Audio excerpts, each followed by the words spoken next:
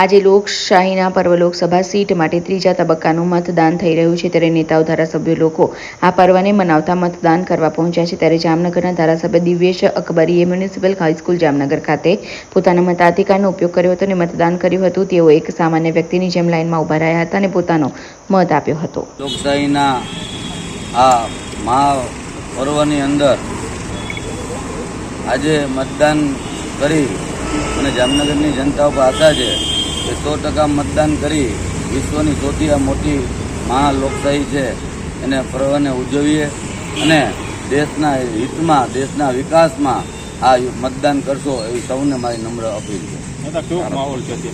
અત્યારે તમે જોઈ શકો છો બૂથ નંબર 50 કે જે મારું પણ મતદાન કેન્દ્ર હતું, અત્યારે અહીંયા 60-70 જણાની લાઈન છે. એટલે આ અને 1 કલાકની અંદર 75 જેટલા મતનું મતદાન થઈ ગયું છે. એટલે મને આશા છે કે મતદાન છે અત્યાર સુધીનું વર્લ્ડ રેકોર્ડ કરનાર છે એટલું મતદાન, ભારે મતદાન થયું અને ભારત દેશને જે રાહ ચિંતના માર્ગ છે તેના તરફ જનતા છે એ આગળ વધી રહી છે.